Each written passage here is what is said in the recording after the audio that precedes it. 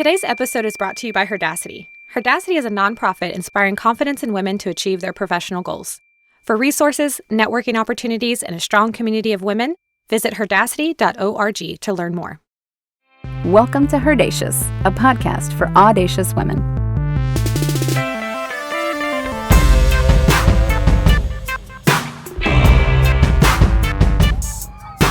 Welcome back to HERdacious, the podcast for audacious women looking to make some bold career moves. And HERdacious is here to help you. I'm Lorelei, your happy host, and joining me today to have a conversation about equity and equality, I have an intercultural scholar and activist, the founder of Bilingual Brown Babies, author of From Sabotage to Support and Raising Bilingual Brown Babies, Dr. Camille Anderson. Hello, how are you? I am fabulous, fabulous. How are you? I am great. I'm so excited to be here. It is our pleasure to have you here. This is going to be an epic conversation to add to all the other E's in this conversation on equity and equality. So first and foremost, you chose the topic of the conversation we're having today. Tell us why clarifying the differences between equity and equality is important to you. It's important because I think there are ways in which we confuse the two and we start to make them seem as though they're one and the same when really they're not. One is the end goal, the other is the process. And we really need to make sure that we're clear about the fact that you can't interchange them in order to get the end goal. And we see it a lot in organizations and we see it a lot with people. I really just want to clear it all up so that we no longer have any confusion when it comes to these two terms. Excellent, excellent. So to help us eliminate the confusion, please clearly define equity and equality for us. So I'm going to define them separately, and then I'm going to put them all together in an analogy in order to help us out. So when we're thinking about equality, we're thinking about fair share, balance and distribution, balance of power. But when we're thinking about equity, we're thinking in terms of acknowledging barriers in the system, but not necessarily deficits with the people. So if we look at this, equality is making sure that in a city, everybody has a paved road. But equity would be making sure that there's maintenance on all of those roads. So everybody can have a paved road, but some might have potholes. And that's still equality. But equity is making sure that nobody has potholes in their paved roads. That's probably the best, most succinct way I could define it. I love it. That was very succinct, very clear.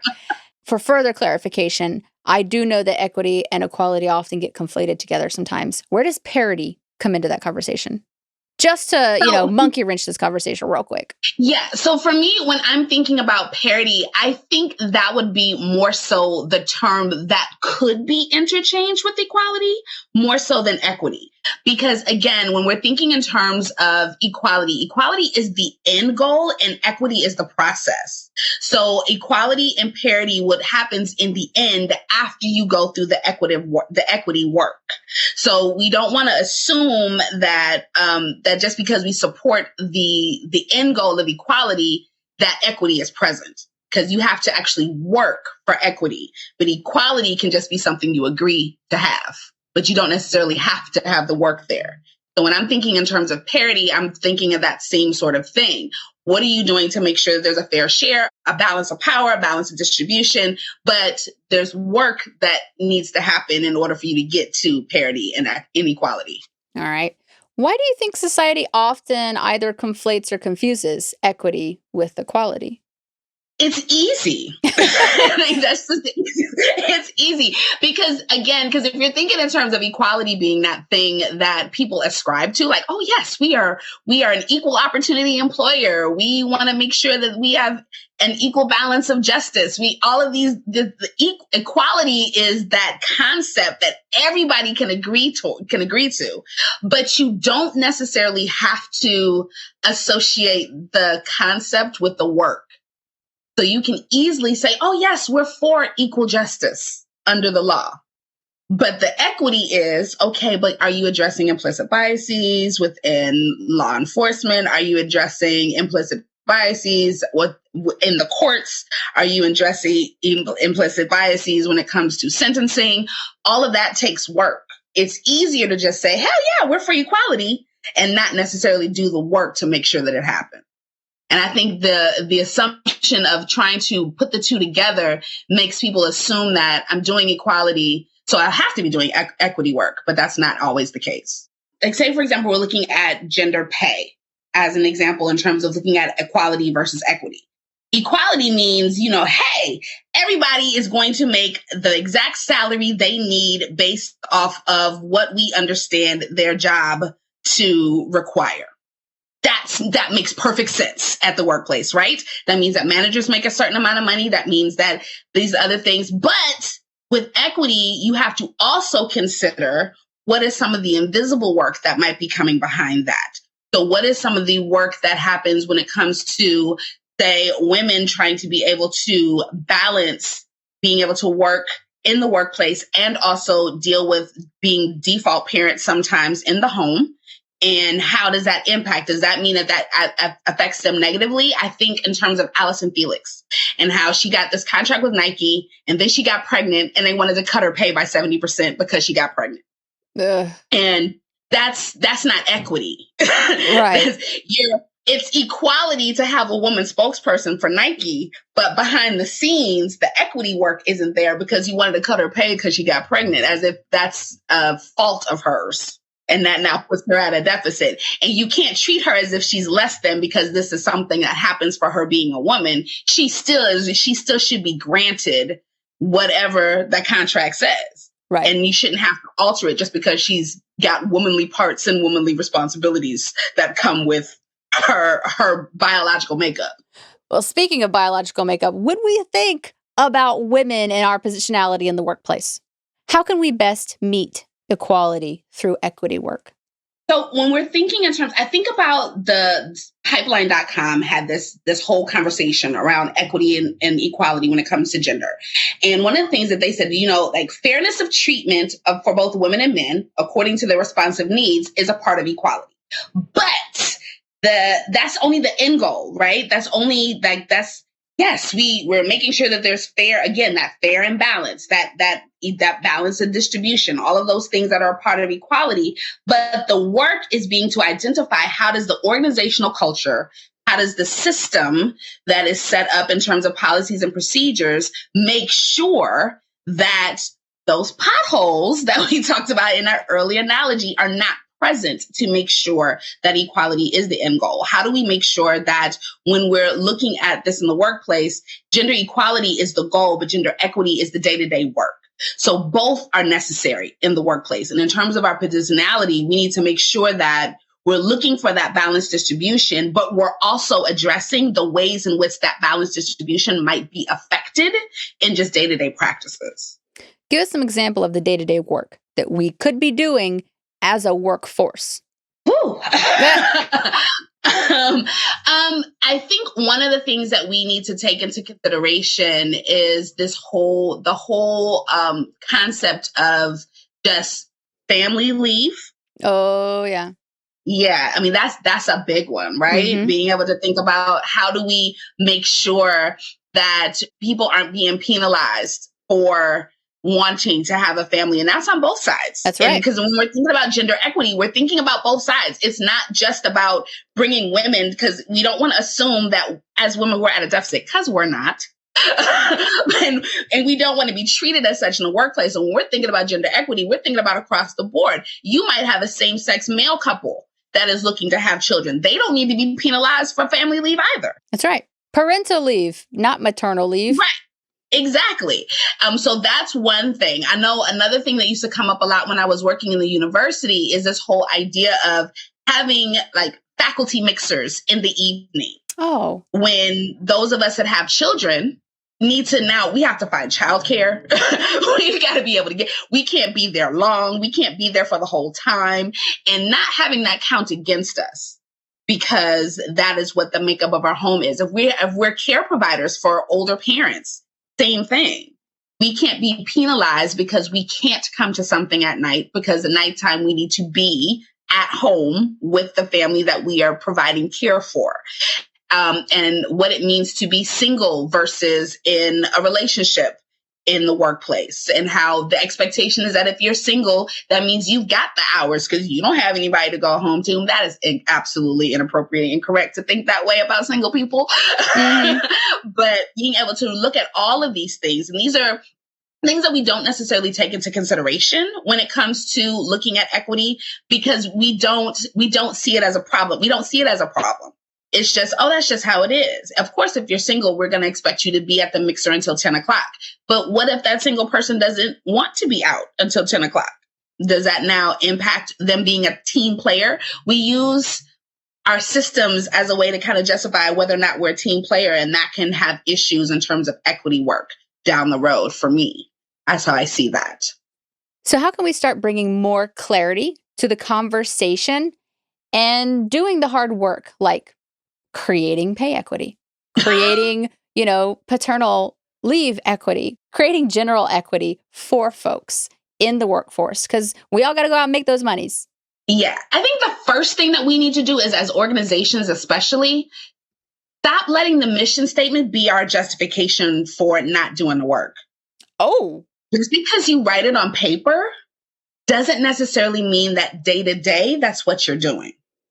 I can say all day that I am for everybody, but if I'm only working with one group of people, am I really for everybody? Just because I have it on paper? And I think one of the things that, and I think we have to really look at equity as the mundane stuff that happens day to day at work. It's how the manager engages with how their employees, how the administration communicates what equity is supposed to look like, how HR develops the policies for hiring and retention and all of these different things. All of these things are part of equity work in order to make sure that the end goal is to be an equal opportunity employer. You can't just put EEOO at the bottom of your applications or your candidacies or any of that stuff. You can't just do that and then not have the positions and the policies in place to make sure that you're doing that. You can't say, oh, we accept a diverse pool of applicants, but then don't go to HSI serving institutions for entry-level employees, or don't go to HBCUs looking for entry-level employees. If you're not doing that work, then it's really just rhetoric. And we have to perform your rhetoric in order to make sure that you're actually doing the equity work. Right. They're just talking the talk instead of walking the walk. Yeah. Yeah. And that's where we get into that convoluted area, right? Because please don't accuse us of not walking the walk, because we got it on paper, right? Mm-hmm. It's our mission. Right. It's our mission. It's right here. Like, I think about that, especially right now, because now that, the momentum has died down with all of these ideas around diversity and equity work and this, that, and the other.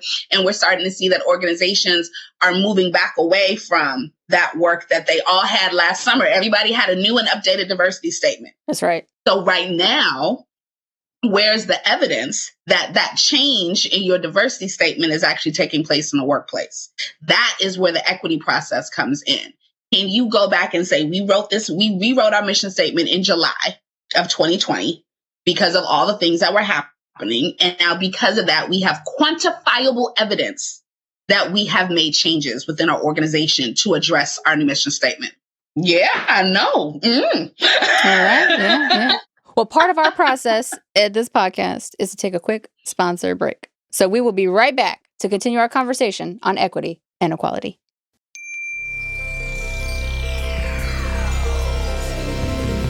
Hi, Barbie here from Moonray, husband and wife indie pop duo. If you enjoy the intro music, we invite you to listen to our debut EP, Honeymoon, streaming now on all platforms. Visit www.moonray-music.com for more.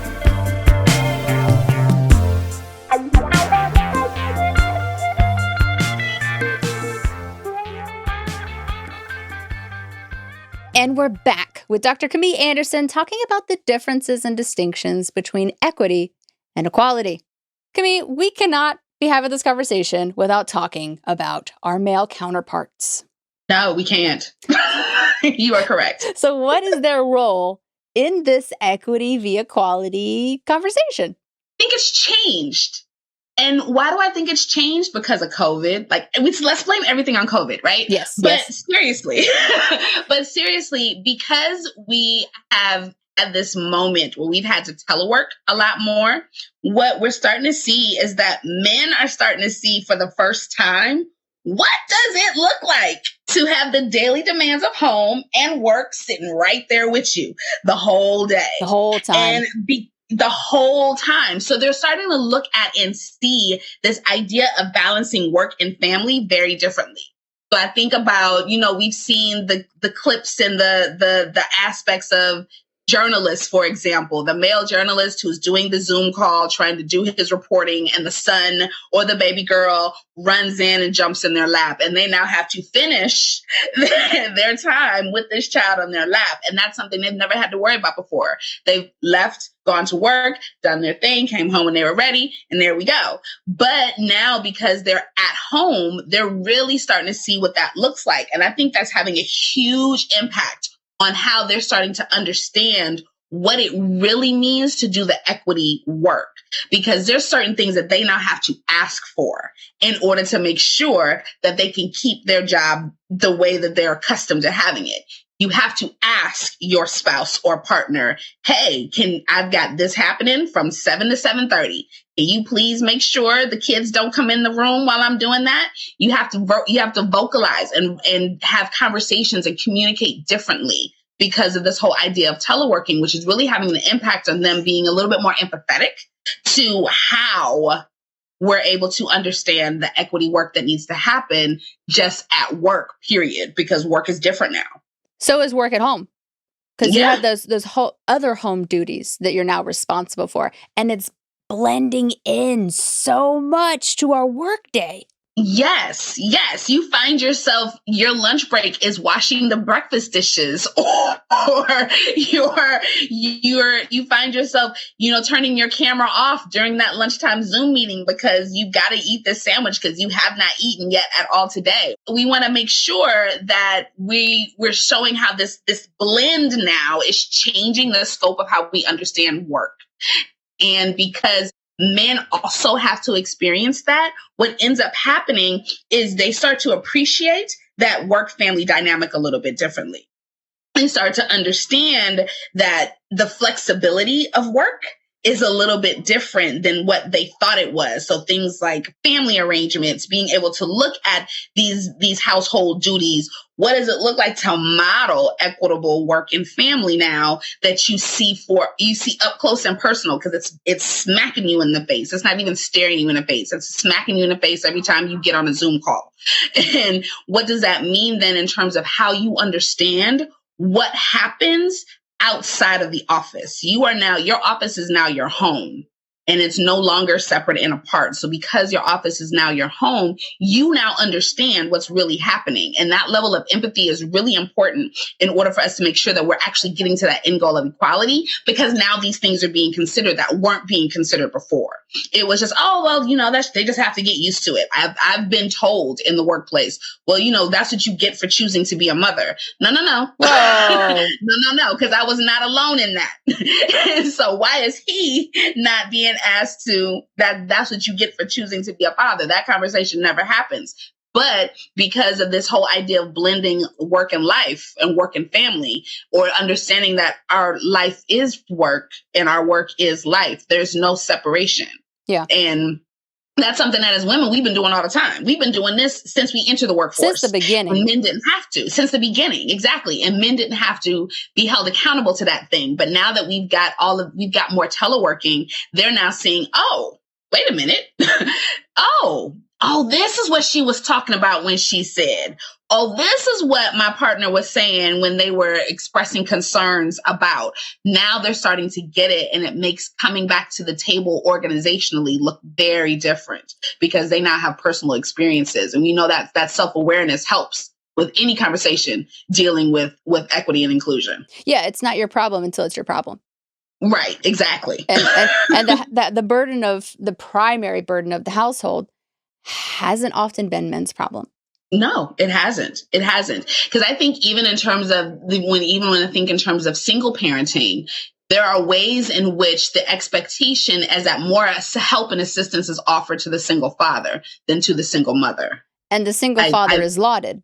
Right. Because I think in terms of even in transparency, going through my own process of family separation, there are ways in which my children's father, his family steps up for him way more, but the expectation is that I just need to take it because you're the mother and that's just what you do, versus he gets a lot more assistance in terms of childcare and all of these different things that that's just not afforded to me because, you're the mom, you're the woman, you're supposed to do that.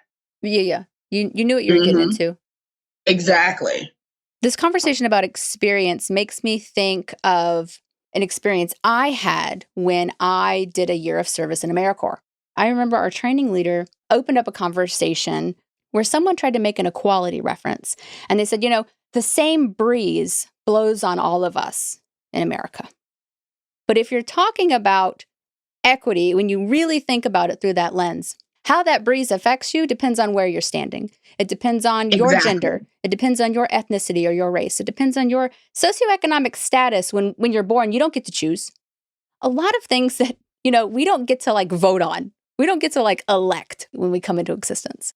So that same breeze touches us all a little bit differently. It does. It absolutely does.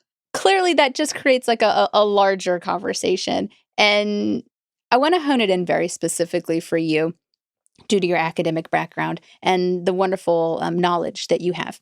How do you think historical American white supremacy has informed the equity and equality narrative here in the United States? The first thing that I think that historical narrative has done, it is put those underrepresented groups, those groups of different, I'm not going to say other, of different socioeconomic status as walking in with a deficit. It's as if you assume, it's almost as if you walk into a classroom full of children and you assume that all the children in the first row must need glasses because they're sitting in the first row. And you treat them as if they can't see. And you go through all of this extra work to make sure that, things are bigger and this, that, and the other so that they can be able to read clearly. And you go through all of these efforts because you assumed that the people in the first row needed glasses. That's why they were there, when really it could have just been alphabetical. And how does changing your entire teaching methodology to accommodate just those first two rows of students impact the ones in the back two rows? It's not about just assuming deficit just because it doesn't look like you, just because it is not your experience. We cannot assume that different experience means deficit. And I think a lot of times with that historical white supremacist narrative, the assumption is that if it is non-white middle class, it is therefore disadvantaged, as opposed to, no, the system is set up where I'm sitting in a ditch and you're on flat ground. So how do we now make sure that we fill my ditch so that we're both on flat ground? Because you're looking at me like, oh, poor you, you're so short. No, we're both 6 feet tall. I just need you to level this ground so you can see that we're both 6 feet tall and quite capable. And that's important. And I think that's where that narrative goes for me. When I think about that, I think about the ways in which we see those of us that are different as being disadvantaged or somehow unable, inept, or incapable, when really you just have to make sure that it's set up in a way where the systems don't look at us as deficit, but look at us as equally capable, equally powerful, equally adept to whatever it is being called for. You just got to make sure we're not standing in a hole. Excellent. Thank you. So when we're setting up these systems, yes, what can be measured can be managed. What are some of the criteria for measuring equity? So let's go broad and come down to more specific. So in a broad sense, who determines that law is fair and equitable? Who are the people at the table to determine that law is fair and equitable? Who is making the decisions? That's what it all boils down to. We have these conversations amongst those of us who are people of color in diversity and equity work. There are a lot of conversations about equity and inclusion, but you're not including us in the conversation. So you're giving us all of these tools of how to be more inclusive, but you're not including the very people that you want to include in what works and what doesn't work. Who are the decision makers? How are you measuring that you are getting fair and balanced voice? If you want to talk about equality in one space, talk about equality of representation in terms of being able to have these discussions. Are you making sure that there's a fair and balanced distribution of folks? And I'm not saying that you grab the one person of color who also happens to be a woman, or the one person who identifies as LGBTQ who also happens to be Latino or Latinx. We're not talking about that. We need to have the voice for each and every one of those groups, representing those different groups, not in one person, not in one body. So that's the first thing that we want to look at. And then that brings us down to then policies, and how do we look at how we know whether or not the policies are being applied equally and in a fair and just manner? Are we creating these laws that are saying, hey, if you do something wrong, you get punished for it, but the punishment is now unequal? Are we looking at policies and procedures that say at work, you are not allowed to come in late for work more than 3 times in a quarter, and not acknowledging the fact that you might have a parent who has a child with special needs, and you can't just put that demand on them, because if that child has a meltdown, it's going to be more than 3 in a quarter. And how then are you going to balance and understand and have that level of empathy? So it's not just who's making the decisions, but what does it look like to make sure that you're applying those practices and those policies and those rules that you're coming into place in a way that's going to make sure that everybody's being impacted fairly by it. Well, on the note of who's making the decisions, I would just, quickly like to share that our current Congress, the 117th Congress, is currently 77% white, non-Hispanic, which is considerably larger than their 60% share of the overall U.S. population. So we already know, going into those big legal conversations, legislative conversations, the table at which people are sitting is not equitable to begin with. And we see it because this whole thing with juvenile justice, come on now. Come on now.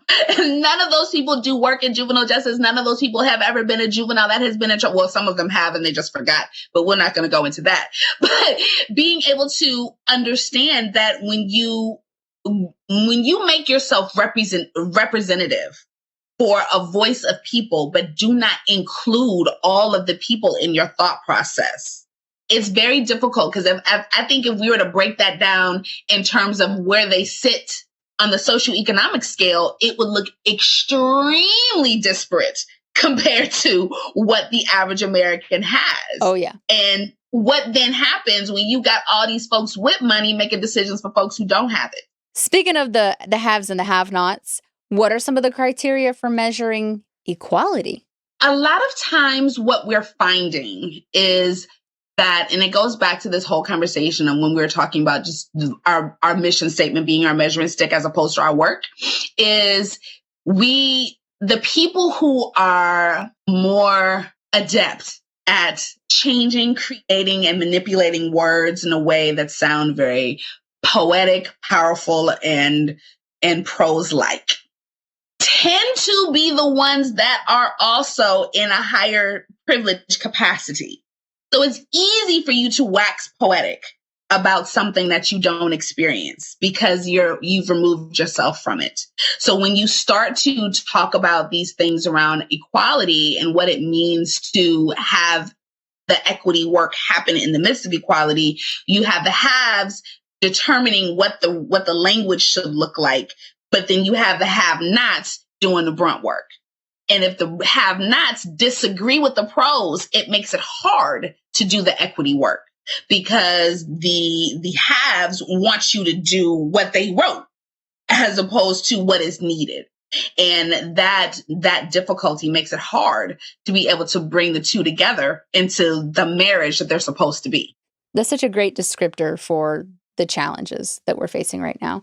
And obviously, we are facing some really major challenges as a state, as a nation, as a country, as a globe, like global citizenry. We're having struggles, major equity and equality struggles on so many different spheres, so many different planes.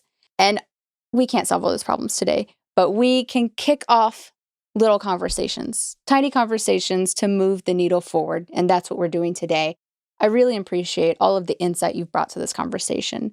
So for those of us who would like to deepen our understanding of equity and equality and what these things could look like and hopefully will look like in the future, do you have some resources that you would recommend for us to check out?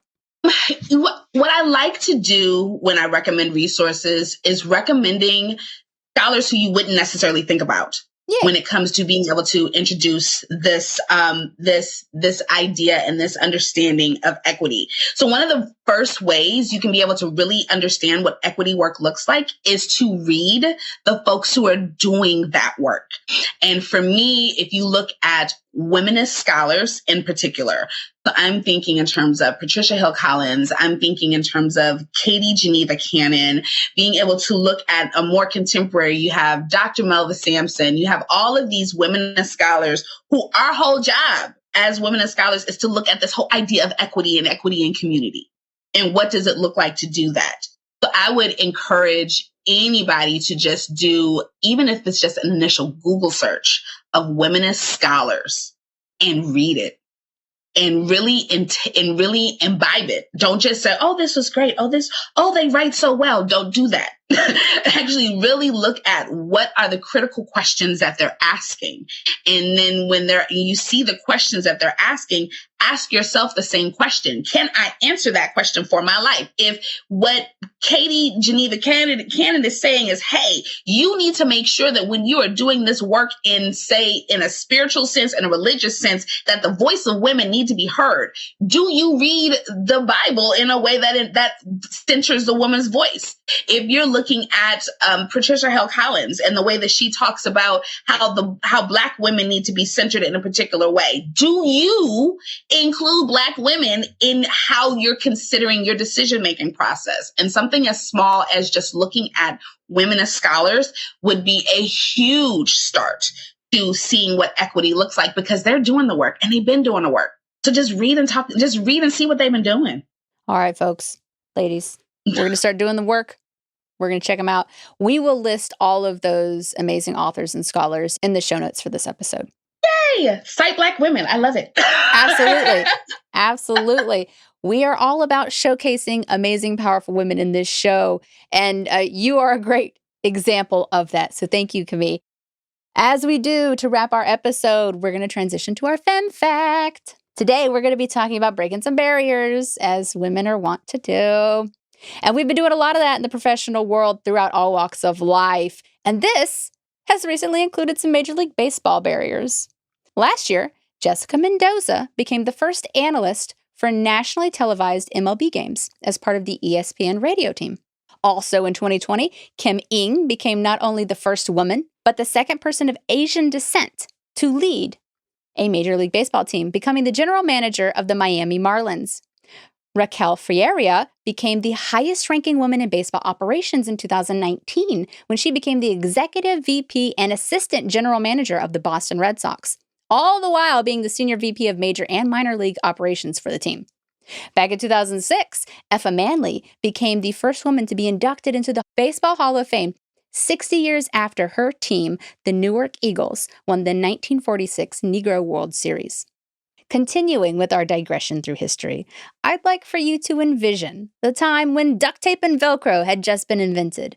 When M&Ms were the newest candy to hit the market, you'd probably be listening to the sultry voice of Frank Sinatra on the radio and perhaps having just seen Casablanca in theaters.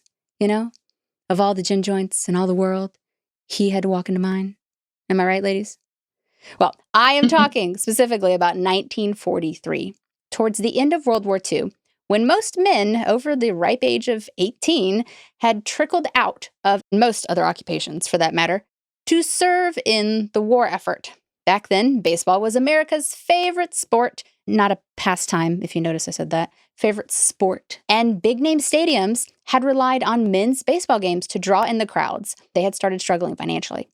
MLB owner of the Chicago Cubs, Philip Wrigley, was prompted to come up with a solution to save these baseball parks across the nation from going out of business. And as is common in crisis, men often turn to women as their saving grace.